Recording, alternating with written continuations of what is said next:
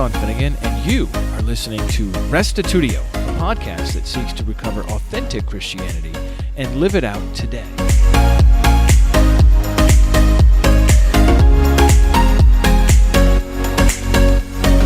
How is postmodernism affecting our world today?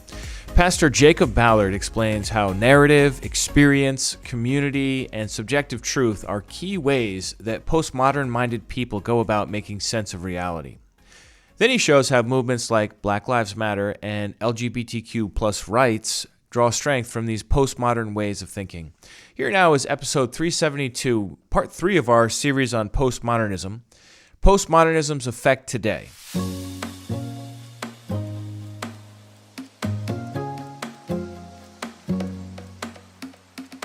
Welcome back, Jake Ballard. So glad to have you for another discussion about our culture, about worldview, and postmodernism and how it affects our world today.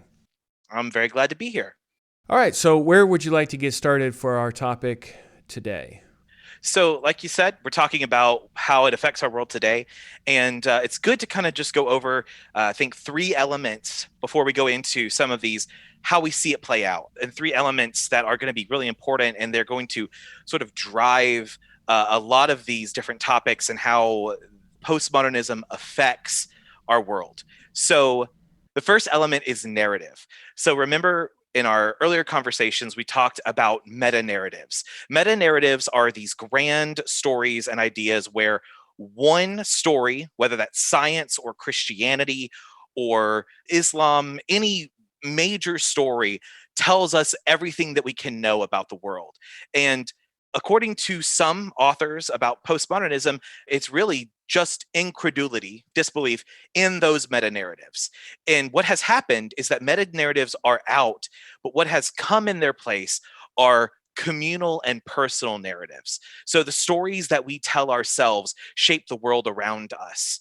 Other authors have said that we live in a world that is open and ripe for deconstruction, where we pull apart the different pieces of our world in order to examine them, and then we reconstruct after that, and we interpret the world. The entire world is open for interpretation, and our communities that we are a part of, and our personal narratives that we have, and our communal narratives that we have, all help us with that interpretation of the world. So that's a big element, and that will come up a number of times. We'll be seeing that as we go forward. As you're mentioning that, you remind me of the tendency in some like older Christian resources to talk about man. And that was sort of like a real way of describing things. You have God and you have man. And this is the inclusive singular that refers to humanity, but it was a way of talking about humanity as if you weren't one. And it was, I would say, a distinctly modernist style of sort of expressing the wide sweeping narrative or the meta narrative of you have God and you have man and man sins, and then you have Jesus who dies for our sin. And, you know, all of this is still obviously true because it's in the Bible, but how we say it and how we can say it in such a way that it connects with people today. If we start out with a term that many would consider today to be sexist, and then impose upon them an overarching way of looking at all of history in our first few sentences, we might just short circuit their way of thinking, and they might start accusing us of colonializing them or in some way infringing on their own personal liberty just because of our approach. Is that what you're saying here? Sean, that's absolutely right. You're absolutely on point there.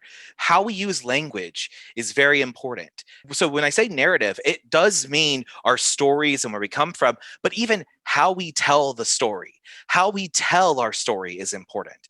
If we say that this happened to us, whatever happened to us, and I was carried along, or I say, I chose to follow, those are going to mean very different things because how we tell our story is important. And so to say man, when we mean humankind or we mean humanity, and we say just man or man, even mankind, right? All of those things get wrapped up into people saying, well, that disenfranchises me from hearing your story. I can't relate. I can't interpret. All those kinds of things will have to be talked about. You're right about saying we got to start on a place where they can hear us, where people who don't have all of our language and our Christianese, the terms that we use that we think make sense in the side of our Christian context, they don't make sense in a wider world. And people aren't coming with a background of understanding Christianity, and we just got to renew them to faith. We've got to start speaking their language. So absolutely, you're right on point. Yeah, I totally agree. And this narrative aspect of the culture today is something that I think we can tie in later in this conversation as far as evangelism goes. How can we tailor our message in such a way that it taps into this cultural desire? Whereas the modernist was so passionate about evidence, and we had these huge Christian ministries focused on evidence for God and evidence for the scripture's veracity and evidence for the historicity of the resurrection of Jesus. All of these resources and videos and articles and debates on these things, because Christianity, we just knew that if we presented cold, hard facts, that we could win the day. If we continue on in that way, not only is it not going to be as effective, I mean, sure, it'll be effective with some, but not with people who have a postmodern mindset, but it actually can do the opposite of pulling them in. It can actually push them away. So understanding these three elements you're working through here, narrative, experience, and community, this is not just like, oh, well, these are curious things about our culture. No, this is the way that a lot of people think. And if you have a desire to reach them, we need to understand them. Just like a missionary who drops in from a parachute into the middle of the Amazon jungle needs to understand how the language works, how the culture works. What do they care about? What do they not care about? This is the same thing. Our culture has shifted, and we're the missionaries. So what about these other elements here, experience and community? Talk to us about that a little bit.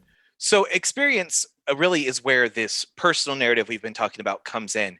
What a person experiences, what they go through in life, what they've seen and heard and taste and touch and feel, that's really what takes precedence in how they view the world. It's not about what does science tell us? What does a faith tell us? Our experience plays into it. It really forms and shapes. We see the world through experience primarily when we're talking to people who are postmodern. They're seeing the world primarily through how they've experienced life rather than how they think about life, like I said, with science. So when we say experience, we need to be saying more than saying, what do you think about this? What do you think about that? What do you think about this author or this book or the Bible? We start with, where are you from? And that sounds really cliche, but it's saying, who are you? What have you been through in life? Where has your story taken you? And I think that that's an important thing to start. If we're just talking, and that's just talking about evangelism, but if we expand it out, understanding where people are coming from and where their communities are speaking from will allow us to understand what they have experienced, what their story is, and how that connects to the narrative of the community of God. And that's true with everyone. Experience is primary. And I think that's the important part of this. It's not experience is a part of what we learn and how people learn that are postmodern. It is experience is the primary way in which people learn and grow and communicate and go through life. It's all through what they've been through, where they've been, where they've walked, because that's the most sure thing in the world. You can deconstruct how you interpret that experience, but you can't deconstruct that the experience happened. And that's an important part of understanding how this culture works together. So you have narrative, you have experience, and the last thing we want to talk about is community. Community are the places that we put ourselves into, the people that we go along life with. So if we look back from a few weeks ago, we talked about the idea of the ancient world and the medieval world and the modern world and the postmodern world. And when we look at what was the primary way that people saw themselves, in the modern world, it was individualistic. And in the ancient world, it would have been tribal, that your tribe, your culture, the people that you are born and raised with in your ethnic group are your primary ways of understanding yourselves. Today, community has retaken the place of prominence in how we understand who we are, but it's understanding that I am an individual in a community. That both and is very important. That both and of I am an individual and I've had my own experiences, but I choose to be part of this community. I choose to identify with this community. That term identification is really important. So when people say I identify as a person in the LGBTQ plus spectrum, or I identify as Black, or I identify as white, that's a huge part, because they're saying this is the community to which I belong. And that community helps us interpret the world. It shapes our experience. So they're all three, the narrative, experience, and community, are wrapped up together. And it's hard to say where does one end and the other begin, but they're all a huge part of what's going to shape the current expressions of postmodernism in our world. Okay, so let me ask you a little bit of clarification here on Absolutely. Community. Now, humans have always had community to different degrees. How is postmodernist community thought of differently than modernist community? So in modernists, we are individuals that gather together. So think about how you view church. In a modernist setting, it would be I come in, I sit in a pew, I watch the presenter and the band. It's sad that it is very consumeristic, but that's a product of modernism. I get fed, they speak to me about my personal needs, and then I go out. You could eat, you could have time together, you could hang out, but at the end of the day, the most important person in the way church is presented is not that there is a community of people and you happen to attach to it, but that you are individually have been saved. The language of, if you were the only person to ever exist, Christ would have still died for you. It's maybe true, but it's also extremely modern.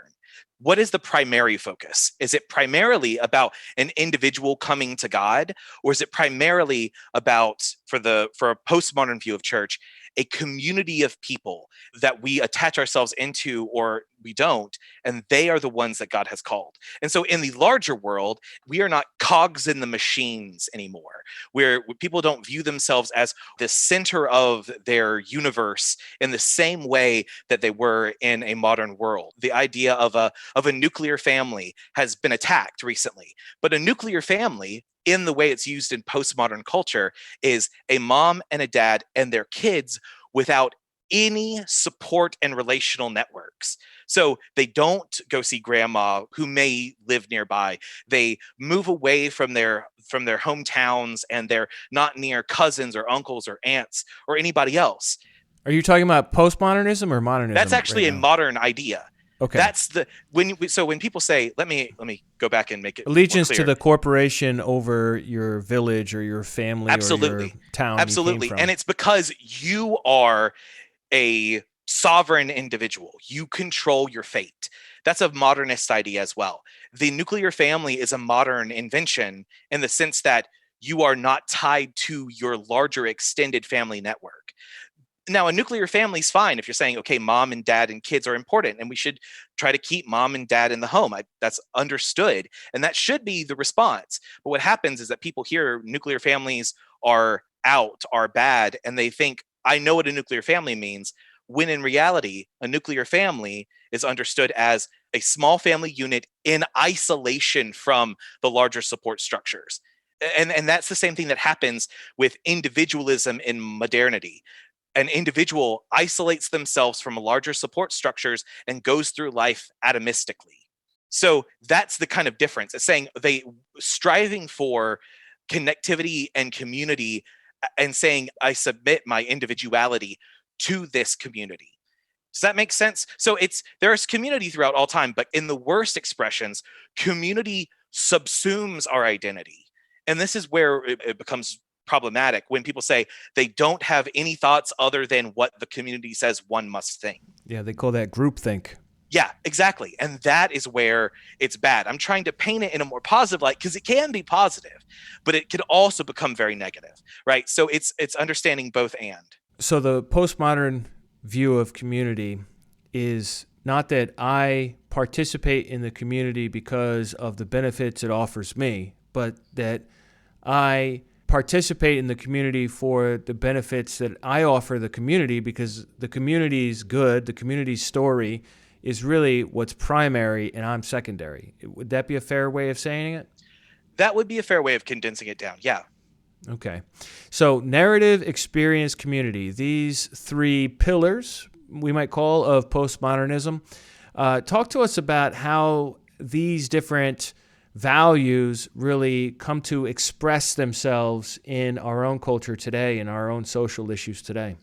Absolutely. So the first one that I want to talk about, because it's one that we hear a lot, and it's a one that may get your hackles up, because if you've heard it like I have, is annoying because you can't really respond to it. And I'll be honest with that, because it's the statements of, well, that is your truth, but this is my truth. Or my truth is that this is going on in the world. Or you have your truth, I have my truth. All those different ways, really those two phrases. The idea that truth is relative is thrown around, that idea of, oh, yes, there's no such thing as absolute truth. But it's saying that the way that it gets expressed is, I say something, I could say anything. And if I say it's my truth, then it is unquestionable, because for me, it is true. For other people, it may not be true, but for me, it's true. So it's unquestionable. You can't tell me that it's wrong, because it is my truth. That is a place where experience and your narrative really take center stage. We're talking about this idea of what we've been through, how we express ourselves, and how we experience our life. That is where my truth comes out of. It's saying, I have seen this, that, and the other, so it's true for me that X is happening, or that I am a way that may not be biologically the same as I may not be biologically this way, but I express myself as this way. If someone says I speak my truth that I am a woman, even though they're biologically male, that's a huge part of postmodernism coming out. And this is hard for Christians, because we serve the one who says, I am the way, the truth, and the life. And it's a big point that we talk about truth with a capital T, that there is one truth, and everything else submits to that. And this is where we're going to have to start talking to people in ways that they can understand, of saying, how do we connect their truth to the truth? But that's a huge part of understanding everything that comes later, is understanding that people speak their own truths, and those are, in some cases, with some people, impossible to question. Many of us, including myself, when we first started encountering this kind of language, this thoroughgoing relativism, oh, that's your truth, that's not my truth, and this sort of thing, we were so put off by it, and we said, well, let's wage a epistemological war first and argue our opponents down into recognizing the factuality of objective truths. Although that strategy might be appealing and might be easily winnable, I fear that strategy may not be effective, because rather than trying to change somebody's worldview, which is something that most people are not going to give you access to or even really be self-aware of themselves, presenting the gospel in a way, or God in a way, that makes sense to their categories, not as a final ending point, but as a starting point. That's where I'm really interested here, Jake, in this whole subject. I'm interested in, how do I talk to people in a way that they can receive it and that makes sense to them, and that, beyond both of those, is attractive to them. In 2016, Oxford Dictionary declared the word post-truth the word of the year. Defined as circumstances in which objective facts are less influential in shaping public opinion than emotional appeals. And that was a fun little factoid to guffaw at in 2016 when that came out, and I and many others made fun of it, and we just said, oh, aren't the kids today just so dumb? But it's expressing this word post-truth. It expresses a reality. Okay, it might not be a good way to lead your life, or maybe it's a better way to lead your life, whatever. That's not really the relevant point. The point is, emotional appeals are more influential than objective facts in the year 2020. Yeah. That's the fact. So, what am I going to change the entire culture, and then I'm going to start talking to people about my faith? Or can I find a way to talk about truth in such a way that, first of all, it doesn't anger other people, and second of all, is actually attractive? And I'm not sure exactly how to do that, Jake, but maybe looking at God's truth as his truth and inviting them to make God's truth their truth as well. That's a great starting point. That's a great point. And that's actually a way, if you were going to talk about truth, that would be a way to, I'm not trying to tell you my truth. I want to hear your truth. I'm not trying to tell you mine. I believe that these people knew what God was saying about the world, and I try to align my truth with him. That is a great way. If they're talking about truth and they're saying you can't possibly know what's beyond this world, you can't know about anything that is supernatural, other than what we can experience, that's fine. A great way to do it. In the case of truth, I would stay away. I would say, let's talk about truth down the line, because I think it'd be better to start with, what is the reality about the world? The world is broken and things need to be set right. And I don't think many people would disagree with that. Gen Z culture is very much marked with a sort of hedonistic nihilism, if we want to. I know that seems very grandiose, but it's the nothing matters, so party. And that's where meme culture comes from, and where you'll see kids talk about things like making jokes about suicide and death. It's a way to deal with Gen Z reality of a super internet infused world, and talking about love and meaning and purpose grounds people and gives people something to latch onto and to hope for. That's much better than starting with, let me fix your view of truth. Giving people purpose and meaning and allowing them to have something greater than just waking up tomorrow to party and look at memes, right? That's kind of a hard thing to deal with, and it's really big, and it's talking about a very postmodern group of people, but it's also their generational cohort, and they're also still developing and very young. So all that could change over time, and that's an important thing we'll get to later. But we need to understand that we're talking about postmodernism, but we also have to think about what are the generations that we're speaking to, because millennial and Gen Z are going to look pretty different, even if they're both postmodern. I agree with you there, but at the same time, I see old people that are postmodernists as well. And absolutely. Sometimes just a function of where they were raised, who are their influences, and so on. I think generally what you said is unquestionable, that among youth, it's much more common. Right. And when you have a movement starting in the 1940s and 50s in Europe and the 60s in America, you're going to have people who are older and it's now 2020, you're going to have a lot of people who are older who have this worldview as well. Yeah. That's your truth and my truth. And I think that a way that we can see this played out is how this affects our discussion of race in America. And I don't want to wade into too politically heavy territory, but I just want to talk about some things that have been happening and how these things play out as we talk about race and racial ideas in America. One of the examples that I think of is Black Lives Matter. Now, as a person, as a Christian, and as a pastor, I think the phrase Black Lives Matter should be a non-negotiable.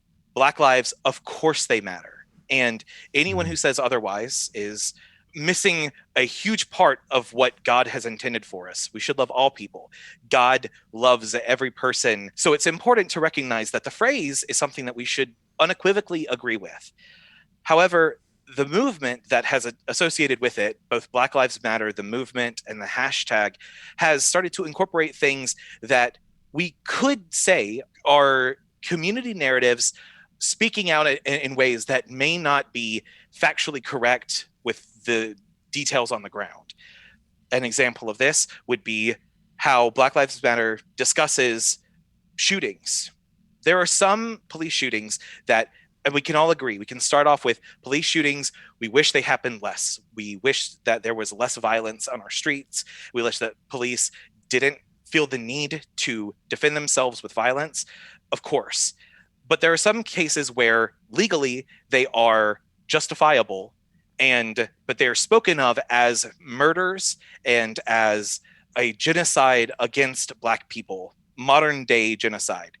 those are very strong languages, but it's the community narrative that's been built up in Black Lives Matter that tells people how, if you're going to identify as either a Black person or an ally of Black people, the overarching belief is that you must agree with the narrative that Black Lives Matter or hashtag Black Lives Matter has been purporting.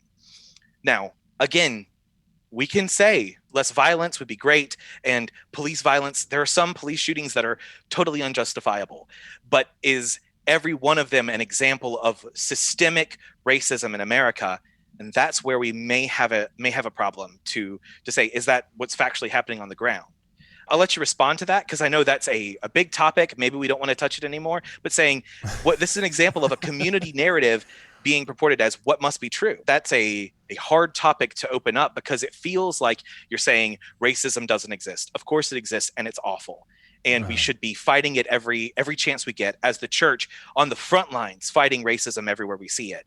But that doesn't mean that every instance of police violence is racism. Of course not, yeah. I would say that if people want to know more about Black Lives Matter as it relates to the shootings that have happened over the last months especially, they should listen to episode 358, where I interviewed Russell Brown, who is really in a unique cross-section of situations to see the multifaceted nature of the situation, because he himself is Black. He's also white, because he's half and half, and he's also a police officer. But as far as postmodernism is concerned, you're bringing this subject up as an example of narrative that, if you want to be considered part of the BLM supporters, which in our society today has a lot of social cachet associated with it, if you want to be counted with this community, you have to buy into the community narrative, regardless of the nuances that you're saying this narrative totally runs roughshod over in order to establish his point. Exactly. And that's a way of the community. We talked earlier about sometimes the community subsumes individuality. And if a person says, I am Black, I identify as Black, so your half white, half Black friend who was on the podcast, which sounds like an awesome episode, I can't wait to go listen to it. If they said, I identify as Black, and then they said, but I have some problems with Black Lives Matter, some people in the community would say, you aren't Black. You don't know. You may have the right skin tone, but you don't fit within our within our community. So there are gatekeepers in communities, and that is not everyone. It's the worst kind of expression of this. So I want to be careful that that's not everyone, but it is a real problem, and it's saying the community is subsuming conversations, and that happens as well in the 1619 Project. And if you haven't heard this is the New York Times saying that America did not begin in 1776 with the Declaration of Independence and the War for Freedom, the rebellion against England, however you want to term that war. They say it started with the first slave ship coming over in 1619, and the slavery is really the beginning of America. And while you can make the case that's what's going on, it's a community narrative. It's what they're saying. To truly understand America, to be able to deconstruct the white patriarchal system and to divest it of power and give power to the people, we have to understand where it begins. Again, I don't know if I agree with this. I think that it has a lot of problems historically. Things have been changing. The original articles have been changed over time to reflect better and more current historical bits of information, and that actually takes away some of the power. But it was a really big talking point in 2019, this idea that we can just rewrite the beginning of the American nation as the time for the beginning of slavery. Again, I think that is a postmodern move. It's a move to say we're interpreting America in light of this event, not this other event. And that has dangerous repercussions for how we view ourselves as a country. And again, I grew up in the South, and I saw racism, and I saw Confederate flags, and I understand that racism is evil, and slavery was one of the greatest sins that America has ever committed, and that the world has ever committed. It is an atrocity, and we should be repenting of it still today and fighting it wherever it is found. whether that's in a prison state or whether it's in slavery in other countries as well, legalized slavery. But that doesn't mean that America began at that. But what you're saying is that because you don't buy the whole package, that gatekeepers of the movement would reject you. Even though you agree that racism is an atrocity, slavery is even worse, and that Black lives do matter, they would reject you as a member of that community. Right. The terms have gotten loaded, and the community says you have to agree with all of the terms of 1619 Project and Black Lives Matter. Some people will say, well, you can't be an ally. When things were happening, and when I see actual cases of police brutality, especially against Black people, I will stand up and decry them. You know, that's awful. We should be decrying them and standing up and speaking out. But if I say I don't agree with your perception of when America began, I just think that it's wrong because it doesn't fit with the records of history. That yes, I would be deemed someone who is racist, who is bigoted, because if you don't agree with their version of it, you are maligned, and you are, right. And not only in this case, you can't be a ally and a member in the community, you are actually an enemy of the community. You're either woke or racist. Yes, exactly. And it's not good enough to just not be racist. In some people's minds, you have to be anti-racist. The question is, what does that even mean?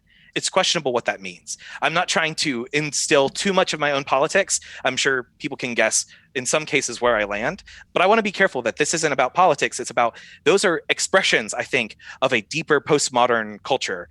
Let me bring up another issue and we can talk about it a little bit. A friend of mine, Becket Cook, who I've had on a couple times on the show, he wrote an article for the Gospel Coalition called Why Hollywood Praises Elliot Page and Blacklists Me, in which he wrote, the world applauded the actress Ellen Page, star of Netflix's Umbrella Academy and films like Juno and the X-Men series, when on December 1st, she announced her decision to become a man, changing her name to Elliot Page. Meanwhile, my decision to no longer identify as a gay man because I follow Christ is anathema in our culture. And I wonder if we can shift gears a little bit here from race to sex, just a totally uncontroversial topic, and get into how does postmodernism play into this? Because what Becket Cook is saying here in this article is that, look, I transformed from one expression of sexual identity to another, and I got cast out, and I am being authentic to my true self. And Ellen Page did a different kind of transformation, and everyone applauds her/him for this transformation. This is a double standard. Right. It is a double standard. They don't want to talk about the fact that there are people who choose to identify in ways that don't fit the communal narrative. Again, we go back to the community. In this case, the LGBTQ plus community says that to be a good person, to be a person that is acceptable in the world around us, one must be an ally of our community, and you have to agree with how we look at the world. And so this comes out in a couple different ways, and sometimes those ways are at odds with one another. First of all, one must be feminist. It's not enough to be egalitarian in our world to say that men and women are equal in their giftings and abilities. Even if we, say maybe in the church that or in the home, for Christians, that takes a different stance. It's that one must be feminist, actively fighting a male, patriarchal, cisnormative culture. And to explain that, it's to say it's a patriarchal culture of men, that men rule everything, that the world is dominated and run by men, and that women are always being victimized. And then the other side of that is a cisnormative, meaning that people who are born the sex to which they identify, which would be, I was born male and I identify as male, that makes me cisgender. It's a way of talking about people who are not trans. This is those it's things. It's even hard to talk about it, right? I mean, exactly. The language just seems so foreign. Well, and that's an important thing to see, though, that you're seeing the language is foreign because new language is being created to explain these movements. It's a deconstruction of language and of gender that says, well, do we need, and in many cases, this is an important point. Deconstruction doesn't always lead to reconstruction. So when someone said that we deconstruct the world, we take it apart piece by piece to see what is at the bottom of of this understanding. They're trying to deconstruct our understanding of gender and of sex. I think that some activists of the LGBTQ plus community don't intend to rebuild anything. They want to leave our understanding of gender and sexuality in the pieces that are left after a deconstruction. That's not a thing of saying I agree with what they're doing or I disagree with what they're doing. I'm saying that may be the reality of what they're trying to accomplish. People not having a view of men and women as different, but as everybody's all the same. And if you want to transition and be transgender, or if you want to be queer, or if you want to be gender fluid, where you're one gender one day, one the next, or if you want to be non-binary, they're wanting to say all of that is acceptable.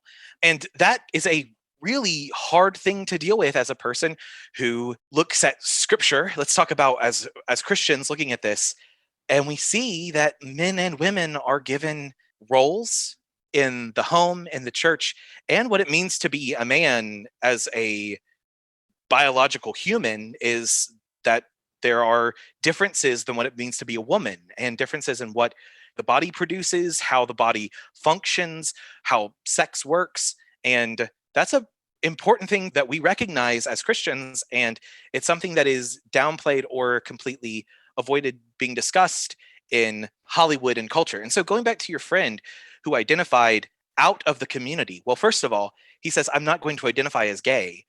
That's a huge thing to say. I was a part of a community and I am choosing to opt out of it.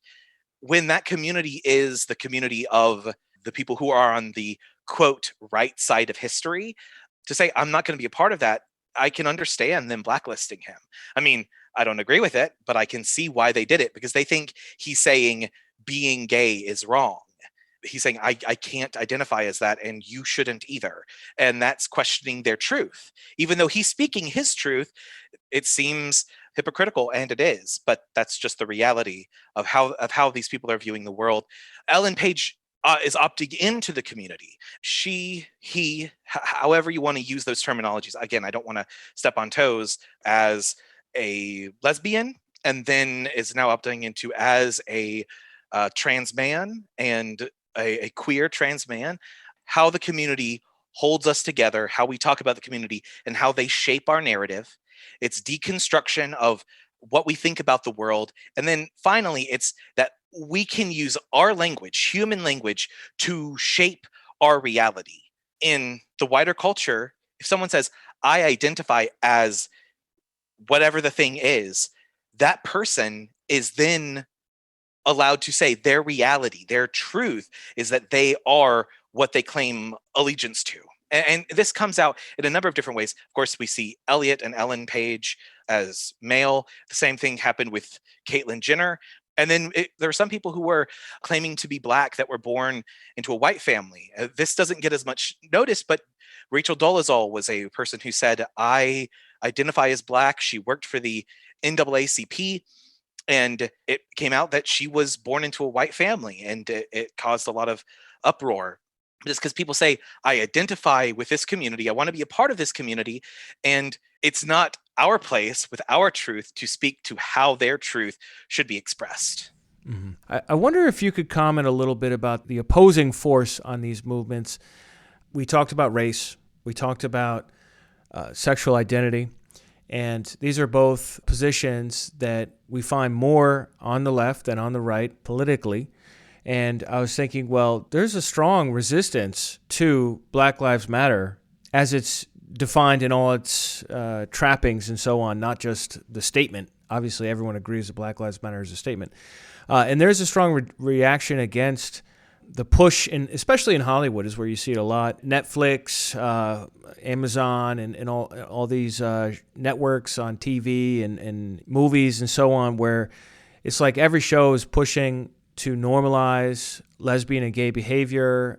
Well, I mean, that's old hat. I mean, that's from years ago. But now every show's got to have at least one trans person in it seems. And everyone has to agree with that ideology, right? So there's this push, and when there is a push in one area of the society, there is going to be a reaction against that push. And so that's what I was a little curious about, whether it should be called the alt-right or just conservatives in general, because the word conservative means you're conserving what used to be the status quo in the culture. And my point is not to argue for it or against it. My point is just to raise it up. It's like, hey, there's this other thing on the other side pushing back. Really comes down to how they are standing against. Are they standing against ideas on principle, or are they standing against things that scare them because they are different? And that is a hard thing to do, because the All Lives Matter movement, right, is not a movement that gained traction because people were saying, well, what is all lives? They were saying all lives matter. Some people were saying that in response to Black Lives Matter, because they're saying my life matters too, and I'm okay with saying including everybody, and that actually trying to say let's make it inclusive. Some are trying to say Black lives are not important enough to talk about, right? And those are very different perspectives that got lumped into one hashtag. And of course, the hashtag doesn't have a movement behind it. There's not an All Lives Matter movement. So, and that it goes for everything. It's reactionary and conservative. And that, and like you said, when I say conservative in this sense, right now, I mean it as the, like you said, conserving what has come Social before, values, conserving traditions, rather than political stuff. All right, well, let's kind of bring our conversation to an end here. I know you wanted to mention religion a little bit. Can you summarize that ever so briefly for us, how Absolutely. postmodernism affects religion, and then we can conclude this episode together? Religion, the thing I wanted to talk about is how in our world today, people are becoming more and more non-religious. The group unaffiliated is growing by leaps and bounds in our world today. What has been growing even faster than the unaffiliated, meaning not part of any standard organized religion, has been the group spiritual but not religious. And I think that's an important thing to see, that people are open to spirituality, that it's not the science is all true and therefore if you leave one faith, you have no faith. It's now, I believe in spirits, beings, I believe in a greater world beyond this one, but I don't hold to one standard understanding of how that spiritual world reflects ours. And so we have to understand that we're speaking to people who come from spiritual but not religious backgrounds, unaffiliated. But then we're also, as we're evangelizing, as we're speaking to postmodern people, it's all religions are something we have to understand, at least a cursory understanding of, because people come from everywhere, and people have all sorts of different religious baggage that they bring. It's not a Christian or nominal like kind of lapsed Christianity that we're dealing with. It's something much bigger than that. It's the world over, how people view the spiritual realm beyond our own. Very good. Well, thanks for chatting with me on this subject. I think we definitely got into some spicy subjects, and my philosophy for a long time on stuff like this, social subjects, was to just never talk about it, because I know it's basically impossible to talk about these kinds of subjects without stepping in it somewhere. So I'm just going to admit we stepped in it, and I don't know exactly where we stepped in it, but I just ask that, if you find yourself all animated and angry and everything else at these couple of pastors that are talking about this subject, that you would come on to restitutio.org and find this episode and leave a comment so that you can help us see your perspective. Because ultimately, I don't take from this conversation, Jake, that you're saying you have it all figured out and everyone needs to think about it the way you're thinking about it. Absolutely. In fact, what we're actually trying to do is understand how people are thinking about it differently than we're thinking about it. It is a difficult exercise, getting outside of our own heads a little bit, trying to see the world through a different lens than the biblical worldview. So I really appreciate your courage here to forage this path. And I just encourage any of you that are really angry right now, take it out on Jake. Please do. Maybe we can put my email in the show notes and people can find me. His skin is thicker. But anything else you want to say to conclude here, Jake? I think that's everything. I really do think we covered a lot of ground, and look forward to finishing up this conversation in the next podcast. All right, sounds good. That's it for this episode. Would love to hear your thoughts, your criticisms, your questions, your feedback. And you can do that at restitutio.org. Just find episode 372. This is part 3 of our series on postmodernism with Pastor Jacob Ballard from Indiana. And would love to hear back from you on this. I realize that these are very hot button and controversial topics that we are looking to not so much discuss as peer behind to see what drives them and to see how postmodernism intersects with them. Really, but anything's fair game in the comments so long as you're respectful. Would love to hear from you. Also, just want to let you know we have one more episode in this series on postmodernism, so stay tuned for that next week. And check out the other episodes mentioned in this podcast today. Episode 358, A Christian Perspective on Black Lives Matter with Russell Brown, as well as episode 292, A Change of Affection with Becket Cook, which was recorded just after Cook got fired for no longer agreeing with the gay lifestyle. So take a look at that as well. Thanks, everybody, for tuning in. We've had a great year. I did want to give a shout out to William Barlow for having the most listened to episode recorded in 2020. Thanks, William Barlow, for recording Questioning Way International Doctrines, episode 313. Over 1,000 downloads and counting, over 1,100 downloads and counting. So congratulations to you, Will Barlow. If you haven't listened to that one yet, it's a doozy. You should definitely listen to it. And I'll probably be posting in the next day or two just the top 10 episodes from 2020. And a lot of the people in the lineup for 2020 for the most downloaded are not people that had been on the podcast in previous years. So that's exciting to see some new blood. Thanks to all of you who have been listening to this podcast throughout the year. We had a huge dip, as you might imagine, when everyone stopped doing all their commuting and all the gyms closed and people stopped listening to podcasts for a couple months there and just glued themselves to the news. And that's all anybody wanted to think about or do is worry about the news and the pandemic. And hopefully 2021 will have brighter days ahead where we'll have more openings and this thing will get under control. But either way, we are going to be here for you at Restitutio. We're so glad for all the feedback we've received over the last year. If you would like to send a message, an audio message, I did want to let you know about this. You can do that at restitutio.org, and you could just click the podcast button or the podcast info button and scroll down, and there's a big image there that says start recording, and that'll allow you to record directly in your phone or on your PC or laptop or tablet, however you're getting around these days. And I would love to hear some audio messages from you. It caps out at 90 seconds or something, but send an audio message with your favorite episode of 2020. Would love to hear from you, and if I get a number of those in, we may even play them out on the air. So please do that if you can. Also, in this episode, in the show notes, if you just scroll down to the bottom, you'll see that there is a little link there for SpeakPipe, and that's the freebie software that we're using to record these, and it just says leave a voice message via SpeakPipe. So do that, please, if you don't mind. We'd love to hear your actual voices. That's it for today. We'll catch you next year in 2021. Everybody stay safe and get out there and make a difference for God and for Christ. Take care, and don't forget, the truth has nothing to fear.